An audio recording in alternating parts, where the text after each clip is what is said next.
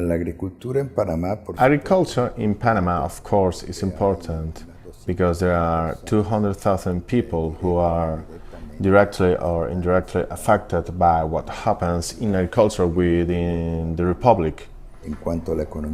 As for the economy as a whole, it is nothing but 2% of the national product, and that will not change because the dynamism of economy here and everywhere in the world is toward services, toward industry, and toward other things.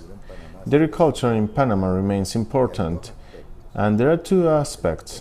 The strategic aspect, which is that we must improve the productivity of Panamanian agriculture. What do I mean by that? For example, when the rice crop, which is the main grain eaten in Panama and what is produced for domestic consumption,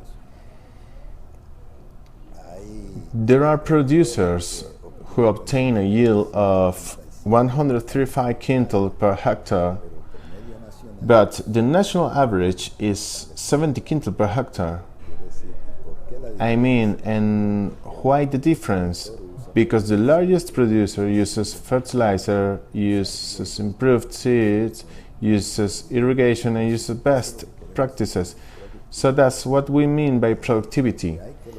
What you need to achieve in agriculture in the medium term with all kinds of products is to improve productivity. And with free trade agreements, especially with the United States, which is the world's largest market, and there are a number of Panamanian products, some of which are already sold in the United States. Those are bananas, some coffee, fruit, and other products. And Panama can expand its exports to the US market, but improving productivity and processing of our products. Also with Europe, Panama also exports fruit to Europe. Second, we have the current problem, the problem of time. There are certain products that Panama produces at certain time, for example, onion. So, marketing policies onion in Panama, in my opinion, should involve when Panamanian production leaves the field protect so the onion production is consumed, and prepare to import onion in the month when there is no Panamanian onion. Then, in the course of the year, you can combine a policy that when Panamanian products leave, Panamanian products are consumed. And when that is over, then what is needed is imported to meet the consumer's needs. Part of what has happened with onion is that onion is imported when Panamanian onion leaves the field and the farmer is unprotected. So generally speaking, we must improve productivity and emphasize it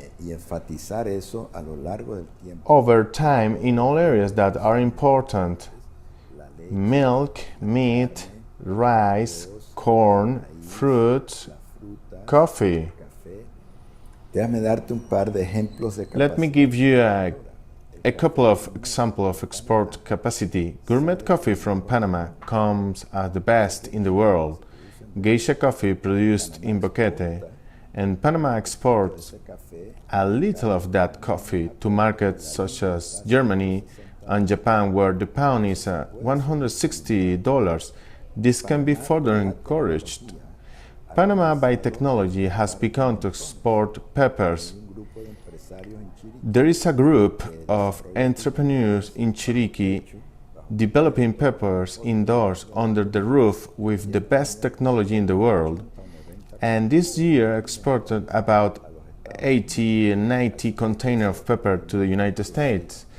So this is what shows you that if we use technology to improve productivity by giving good assistance to the farmers choosing products where Panama may have a comparative advantage, Panama can be an export country.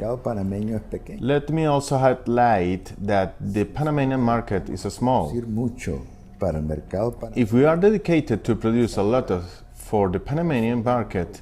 We will saturate it, and there will be an excess, a product that if it's not competitive, you cannot export it.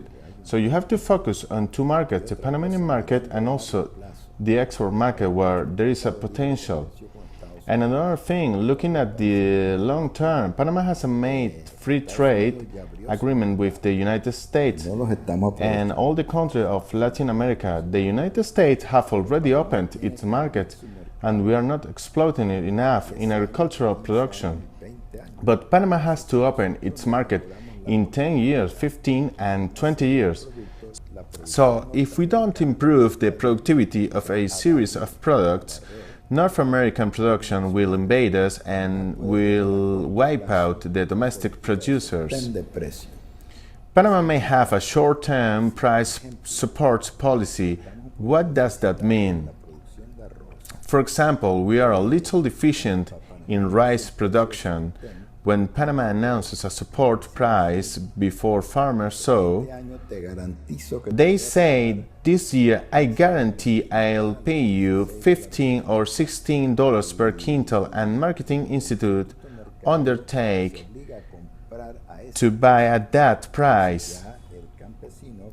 And then the farmer who is at risk of nature, at risk of disease, at a number of risks, at least knows what to expect. If production occurs, he will receive a certain amount per quintal this year.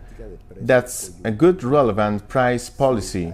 If there is a production surplus this year, then next year we will lower a little the price support and will tell the producer so that he can reduce some production, so that supply and demand for products is fused to the domestic market.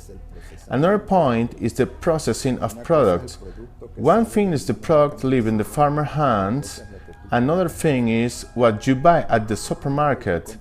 The product that you buy at the supermarket has been processed, has been cleared, has been transported, has been refrigerated.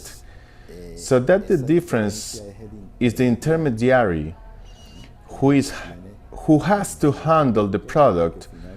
We are finally sold in the supermarket, and the selling price differs from the producers because he takes the raw product. Those are the main points on which a short-term policy consistent with a policy of improving productivity in the medium of a long term we have to emphasize in agriculture.